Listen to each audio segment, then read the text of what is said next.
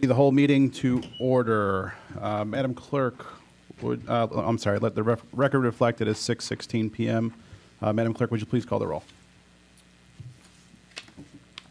Trustee Brady? Present. Trustee Brennan? Yes, here. Trustee Glante? Here. Trustee Mahoney? Present. Trustee Mueller? Here. Trustee Sullivan? Here. President Glatz? Present. Very good, thank you very much. Item number 3, consider approval of the minutes of the committee of the whole meeting held on January 4th, 2022. Is there such a motion? I'll make that motion. Thank you, Trustee Mueller. Is there a second? Second. Is that Trustee Mahoney? Thank you, Trustee Mahoney.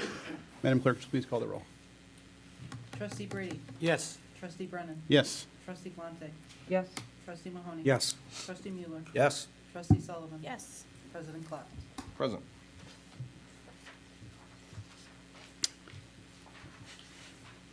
Item number 4, consider Class E liquor license request for Avocado Theory.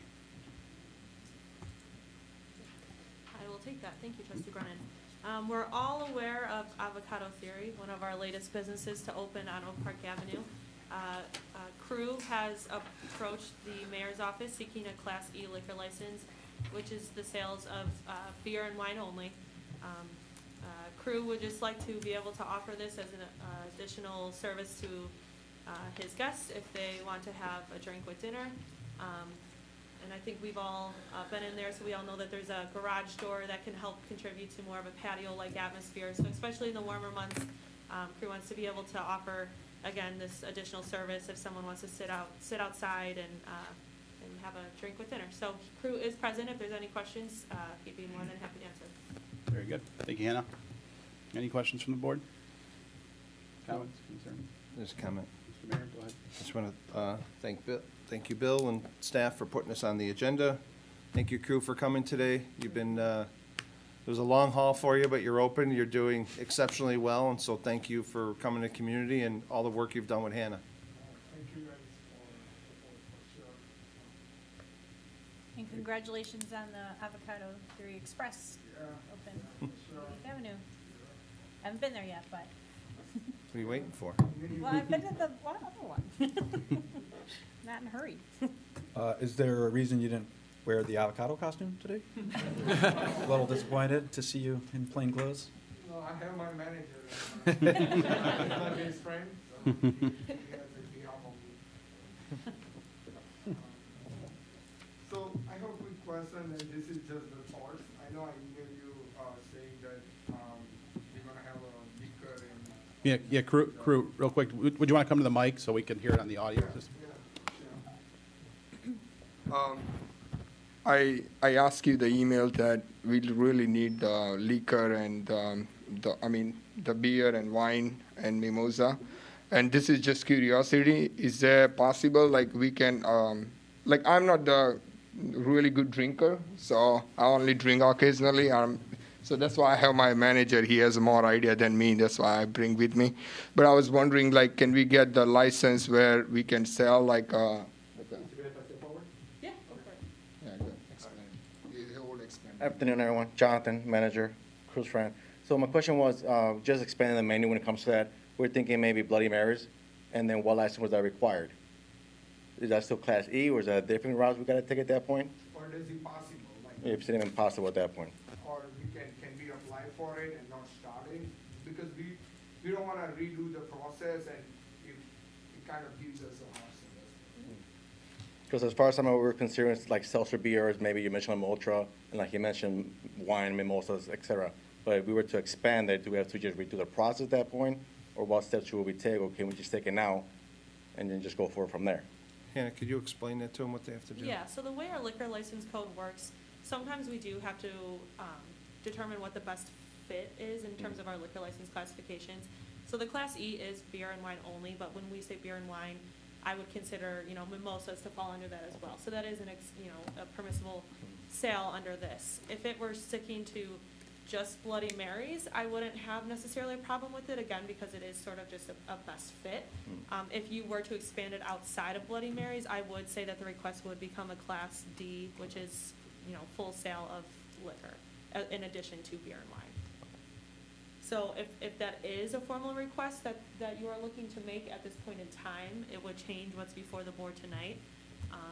And we can always discuss it further, or if this is something that you're okay with for the time being, we can leave it as is and always approach it again as time goes on if you think that's No, is that gonna be like a longer process, or would it just be as quick as this happened?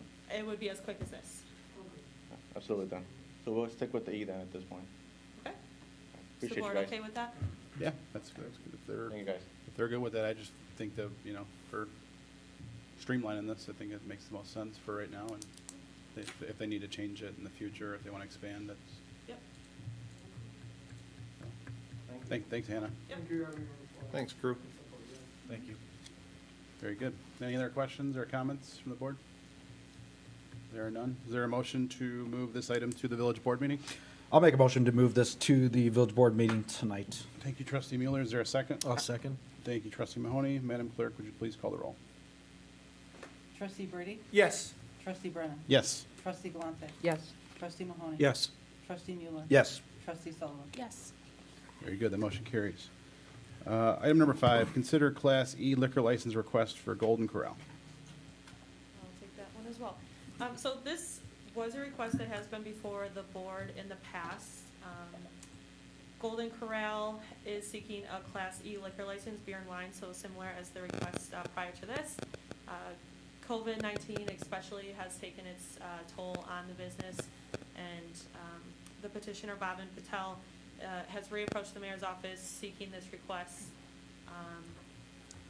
I think we're all familiar with the model, you know, family-friendly restaurant. They haven't included alcohol up until this point, but again, due to some of the changing environments and factors, it is a request that is back before the board for discussion here today. Very good. Thank you, Hannah. Any questions from the committee? Any concerns? Mr. Mayor, you want to add anything? No, it's just, again, thank you for allowing it on the committee of the whole. Mr. Patel has approached our office asking if he could have some help with this license, and, you know, and I told him I think there's board support, and put it on the agenda, and you guys could discuss it, and if you guys have any issues, we could work it out now. Otherwise, you know, and I talked to Trustee Brady, and he was very supportive of putting this back on the agenda. And so, you know, so thank you, Bill. No problem. Very good. Yeah, I'll just say that one of the struggles that I had with this one was just kind of the format. Since then, I have seen this work in other communities, and so that's why I kind of changed my position, so I'm supportive of this as well. Very good. Thank you, trustee Mueller. Is there a motion to move item number 5, liquor license for Golden Corral to village board? I'll make that motion. Thank you, trustee Brady. Is there a second? I'll second. Thank you, trustee Mahoney. Madam Clerk, would you please call the roll? Trustee Brady? Yes. Trustee Brennan? Yes. Trustee Galante? Yes. Trustee Mahoney? Yes. Trustee Mueller? Yes. Trustee Sullivan? Yes. Very good. That motion will carry.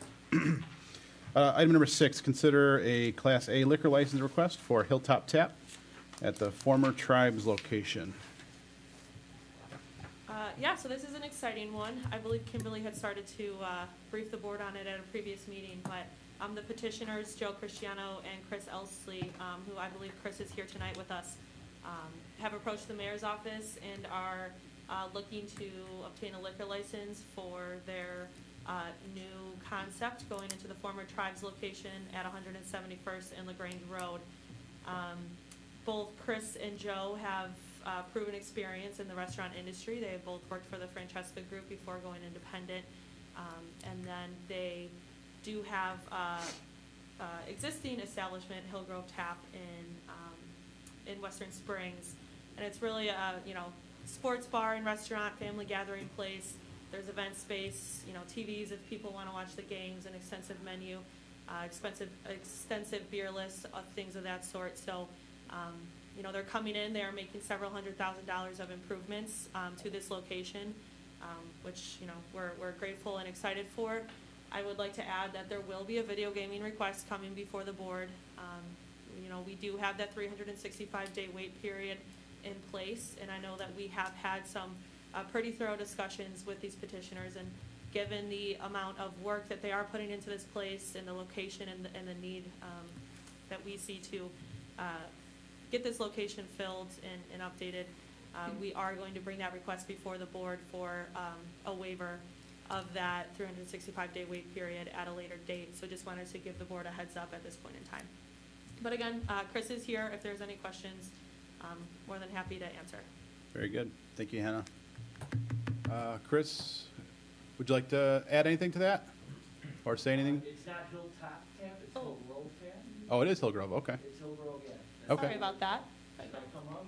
Yeah. I really don't have to add anything. Okay, Hannah did a great job.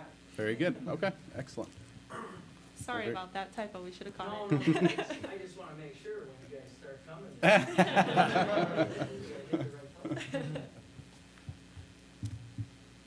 All right, very good. Is there a motion to move item number 6? Can I make a comment first? Oh, yeah, go ahead, Mr. Mayor. Yeah, sorry. So, first of all, thank you, Hannah, for the work you did on that, and Kimberly. We worked with them a lot, and so everyone kind of understands how we got here. You know, we met with Joe and Chris. Thank you guys for coming down. It was a very lengthy meeting and discussion and, you know, your plans. And I want to thank Trustee Brennan. I spoke to him first. He's very familiar with their restaurant. And so thank you, Bill, for your opinion in support of that. And then the reason they're asking for a waiver, we have not discussed anything yet on the waiver, so everyone knows. It was just basically, would we be willing to discuss it? And we said yes. The reason they haven't been able to get anyone to go into that tribe is there's an extensive amount of work that has to be done by Joe and Chris. The kitchen is just enormous. The tables, not as much table. You'd think with a square footage, just something like that. There's not as many tables. They're having trouble with getting material. So there's going to be a big expense to fill that big void, which I think is huge to that strip mall, because that was a key to that strip mall, and Frankie's on the other end for a very long time. And so, won't discuss it here in the public, but board, feel free to, to talk to Hannah. They have a very large personal guarantee into this and a long-term lease.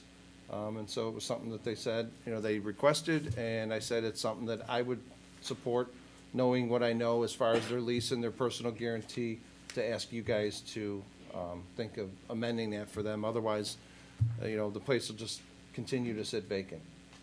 So thank you, everyone, staff, Joe, Chris, thank you for your meeting and, and bringing everything to us, letting us know where you're at and the finances on it. So thank you. Very good.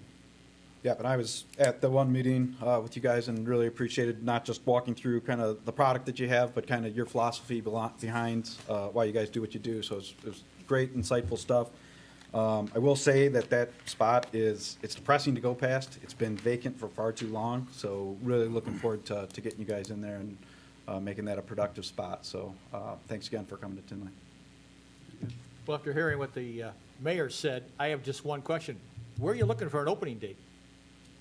We're looking, if everything goes great, probably between April 15th and May 1st. Oh, great, okay. Great, just want to make a reservation. You're in. So with COVID, it'll probably be May 1st to May 15th, as they wait on materials, but thank you. Right. Very good.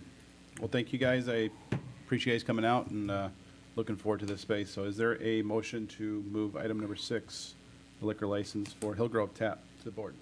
I'll make that motion. Thank you, trustees. I'll give it to trustee Sullivan. I'll second it. Thank you, trustee Mueller. Madam Clerk, would you please call the roll? Trustee Brady? Yes. Trustee Brennan? Yes. Trustee Galante? Yes. Trustee Mahoney? Yes. Trustee Mueller? Yes. Trustee Sullivan? Yes. Very good. The motion carries. Item number 7, consider an amendment to Title III, Chapter 32, regarding the Advisory Commission on Labor and Development. I'll take that one as well. Over the last few months, staff has been working with the Labor and Advisory Commission in terms of development, both residential and commercial. And I think one of the things that staff had asked of the commission was a bit more clarification in what they hope to review. And so, after looking at some of our numbers and our projects that we've had in the past, we asked them to establish a $750,000 threshold for commercial developments or multifamily residential as defined in the zoning code. So this is just a minor amendment to the code to, again, help give some clear direction on what the expectation is in terms of going before the commission for review. Very good. Thank you, Hannah. Any questions from the committee? I have a question. Just on, are they doing agendas and minutes and and posting all that now for those meetings? Yeah, the Yeah. agendas and minutes are all posted, correct? Yes. Okay, thank Yeah, I you. saw them this morning. Thank you. Hannah, I know the process of a complaint, so anybody can file a complaint to this board, is that correct? And then, So I think your question might be more relevant for the next item, if you want to save it till then. yes, sorry, Very good. a little Any bit of other- overlap there. Sorry about Yeah, there is some overlap, no worries, yeah. Any questions? No? Is there a motion to move item number 7 to the village board? I'll make that motion. Thank you, trustee Mahoney. Is there a second? I'll second. Thank you, trustee Brady. Madam Clerk, would you please call the roll? Trustee Brady? Yes. Trustee Brennan? Yes. Trustee Galante? Yes. Trustee Mahoney? Yes. Trustee Mueller? Yes. Trustee Sullivan? Yes. Very good. Motion carries. Item number 8, consider an amendment to Chapter 1, Section 100 of Ordinance 2016-0-055 regarding general requirements. This is another amendment to the code in terms of the Labor and Advisory Commission. Again, through just discussions over the past couple months, one topic has been surrounding contractor requirements. We currently do have contractor requirements in our code. This proposed amendment just establishes more thorough requirements. And in anticipation of trustee Mueller's question, there is sort of a review or a method for review should a contractor fail to meet certain requirements. Very good. Thank you, Hannah. Trustee Miller, you, Yeah, I think my only concern was, it sounds like if there's a complaint, it's gonna be heard by this commission, and then, they could be up to a month, is that correct? Or like, how does that work? Are we gonna call like a special meeting, or what's the logistics there? I'll let village council speak to it. I don't think the complaint goes back before the commission. I think the complaint would come into the village, and then the village would investigate whether they had the proper insurance or something like that, right? That's how it would work, and I guess we could either suspend them or take them off the list. That's how it would work. But it wouldn't be a hearing before the Labor Advisory Commission. I don't have I logged out of my computer screen, so I don't have it right in front of me. But that's how it works. Yeah, I was worried about item D, which is matter should be considered by the building committee at a public meeting where interested parties will give an opportunity. So, I think that's a completely different committee, the building committee, right? so how does that, like, who is that? How does that work? I would have to reference that section of the code to Yeah. determine exactly which trustees or staff would participate in that committee, but it's established somewhere in our municipal code. Right. And the that was burden is- the problem, was trying to marry up this ordinance with our code. This has been adopted by other villages and cities, and we're kind of following it. But we have a pretty robust form of government, and we've been around for a while, so we have a licensing committee. We have a building committee. So we had to kind of marry up the thought process with our code. So the Labor Advisory Committee is different than the building committee. Okay. Right. So I think this would go to that committee to determine whether the fine would be upheld, right? And that was where the appeal would go. But, and I think my biggest concern was, having a contractor have to sit and wait for this process. Like, this would be a pretty fast thing. I think it would be, but you gotta remember, they come in, they're licensed, they get going, somebody would have to come forward with an actual complaint. That complaint would have to be sustained and looked into. So they basically would have to lie to us, right? Yeah. Right, so then, so if they lied to us, that's when they go into this process, right?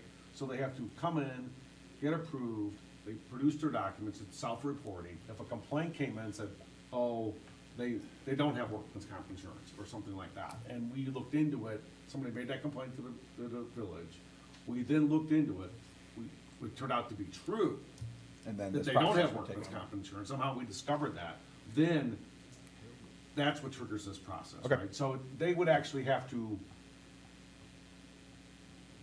tell us, they'd have to lie to us on their paperwork, we'd have to show that it's a lie, then they'd have to go through this process. So it's not like somebody could just make an allegation or something like that, right, and we'd stop it.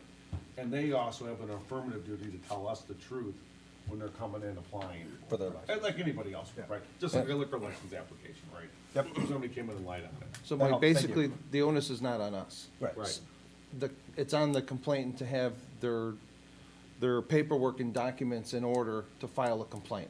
It literally shouldn't take more than 30 minutes. So they would come in, state whatever it is their complaint is. The village attorney would contact their attorney or whoever their spokesman is. If they don't supply the documentation, well then, obviously, we know then they're not in compliance. There would be no stoppage of work. It would basically be, the same day within, you received the complaint, you would contact them. As long as they sent the paperwork over to staff, then it's over. It's done. Okay. But you can't just come in and say someone's not doing something right. Yeah. They Gotta have be to have substantiated. documentation showing, We're gonna have to investigate about it. yeah, Yeah. some type of documentation or an affidavit signed by someone showing that whatever is happening. Okay. Very good. Any other questions from the board? There are none. Is there a motion to move item number 8 to the village board meeting? I'll make that motion. Thank you, trustee Mahoney. Is there a second? I'll second. Thank you, trustee Sullivan. Madam Clerk, would you please call the roll? Trustee Brady? Yes. Trustee Brennan? Yes. Trustee Galante? Yes. Trustee Mahoney? Yes. Trustee Mueller? Yes. Trustee Sullivan? Yes. Very good. That motion will carry. Item number 9, consider Geographic Information Systems, the GIS Consortium, contract with the municipal GIS partners. Anthony? Yes. The village belongs to a Geographic Information Systems Consortium, which through municipal GIS partners provides the village professional staffing resources to address the maintenance, development, and management of GIS data and information. The consortium also provides GIS services, eliminating the need for the village to deploy and maintain its own GIS server infrastructure. This agreement is the annual cost for the membership to the GIS consortium and with municipal GIS partners. In 2019, due to the financial impact of COVID-19 as a cost savings measure, in 2020, due to the financial impact of COVID-19 as a cost savings measure, the village reduced the GIS contract. This renewal in front of you is the same reduced level as was put in place then. This agreement spans the 2022 calendar year and can be amended at a later date via board-approved addendum with the consortium.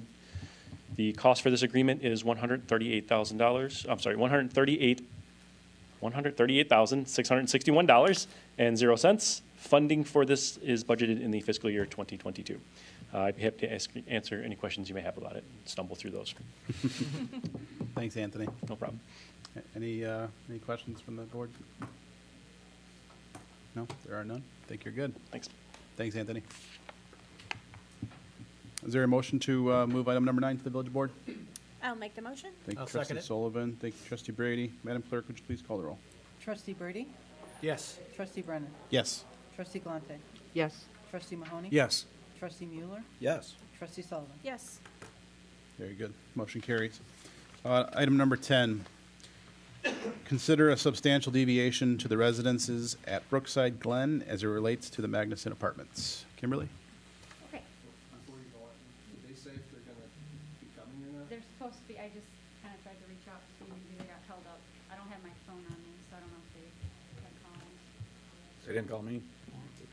I don't think they would. Do you want to, since they should be here for this, do you guys want to table it to the next meeting, or do you guys just want to continue as is? You want me to go grab my phone, or you? I can just I've tell you, been talking to yeah, Andrea. we've been in, Paul O'Grady, village attorney. On this matter, we've been in contact with their attorneys throughout the day negotiating what's become a performance bond. We are at a spot where we're comfortable now to tell the board that what we have on the table is that we would negotiate a performance bar, not for the complete value of the project, but for a value less than the complete value that would guarantee certain things that would be done out there to the satisfaction of the village. And they would put that performance bond up, which is allowed for underneath our code. So it's not a bond, it's not a complete bond, it's a performance bond. It's not a performance bond for the entire project, but it'd be like a performance bond like we've done for other projects to make sure the sidewalks, the sewers, different things are done. So guarantees that the stuff that we want to get done will be done, and we are negotiating that. They've agreed to that. Where we're at right now as we sit here is that if you feel comfortable moving forward tonight, I would recommend that we move this to the board. We'll take it up on first reading. We'll pass it on first reading. If the board so desires, I will continue to negotiate with our office and Kevin Carney and Kimberly They're here. to the point They're here. that they're satisfied, and then that you're satisfied, and that we think the village is protected. And then if we get to that point, then we would bring it back at second reading. If not, it may die at that point, if that makes sense. And if I could just add to that, so as far as the performance bond is, a request according to our code has to be made from the plan commission, which it was, not from the board. The plan commission requested it, Okay, so. very good. Okay, so for the benefit of the team here, I know some of you maybe weren't around. I know I wasn't around when this first came through in 2017, so I hopefully have wanted to just walk through some items and just make it digestible for everyone, because our team and developers done a lot of work, there's a lot of history here. So again, just quickly to highlight, and that's why we thought it would be beneficial to have this at a cow, so we can really flesh out any questions. I think at the end of the day, we're just trying to move this project along, which can hopefully be something great for the community. So, the village back in 2017, when this project came through, it made some amendments to the original Brookside Glen subdivision, which is a massive subdivision that over time there's been amendments because it's been a few decades long of developing it, and things are changing with the market, and so this is one of those. Basically what we're reviewing is a plan unit development really is unique to a development. It's its own little special code in a way that the village uses so that they can get a unique project, and that this project could not strictly conform to the zoning code. So you create your own code around the project, and it becomes very specific, and you hold the development to very specific standards. And that's why when there's deviations, there are times when they need to come back, or there can be times when they're minor enough they can be handled administratively. So the proposed deviations were viewed as substantial because they were allowing for design changes to the project, primarily resulting in the changes of the exterior and wall construction. The proposal had a reduction in the overall height, which then also there was an increase in the building length, and then there was adjustments to the setbacks in relation to that as well. Also specifically the clubhouse, there was a reduction in the glazing, there was some new elevation offsets and reconfiguration of space with additional amenities due to the modification of the underground parking garage and relocation of rooms. So the proposal also included a shift in parking type, removal of exterior trash enclosures. In addition, there were some exhaust sheds on the terraces added that weren't initially anticipated for. So with all those, kind of put this forward back to Plan Commission and kind of outlined them here. This is what you see is what was approved back in 2017. It was a prairie style kind of architecture. A lot of thought went into it, a lot of public comment went into this.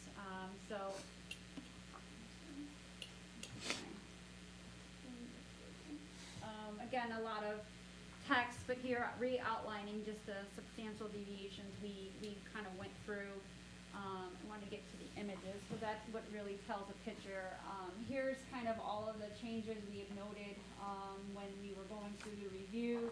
The dog park also shrunk down a little bit. That was due to the building getting a little wider. They added a drop-off area in front of the clubhouse, which I think is a good thing. But again, these little changes are things we wanted to make sure we brought forward.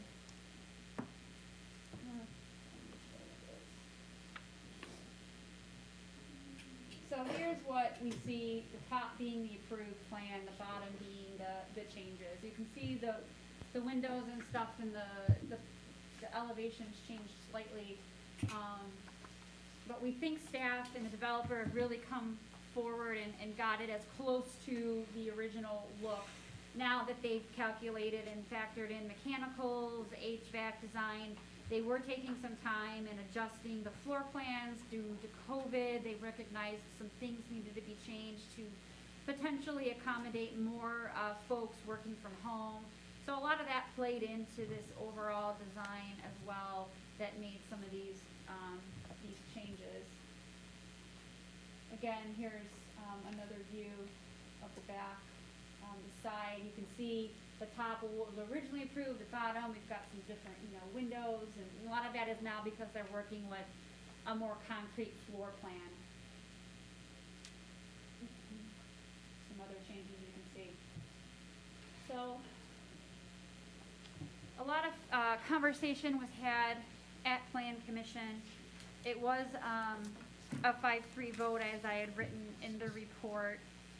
There's some history on the site and how it initially kicked off with a foundation permit, and then the reviews of the final construction building is where staff started noticing some of the changes in the overall elevations.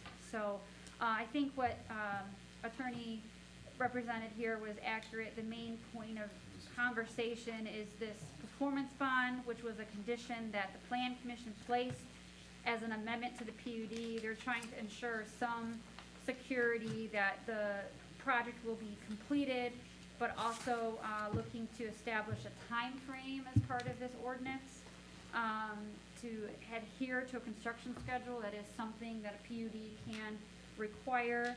So that's also a part of this condition, which I think the developer did not have an issue as long as it depends on how it comes out of board, because obviously we were shooting for, I think, an April 1st initially, but it'll have to track on how it moves forward with Plan Commission.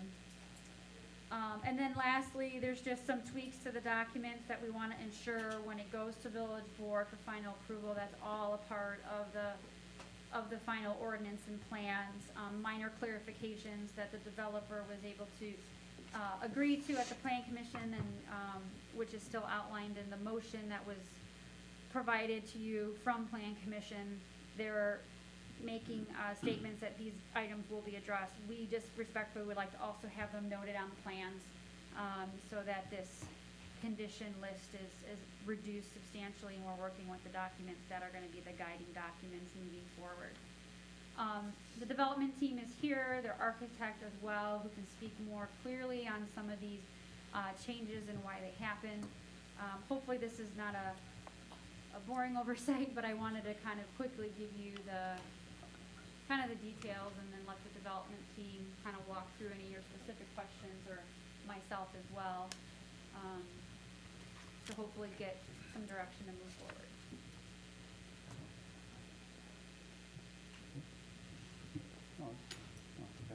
forward. All right, thank you, Kimberly.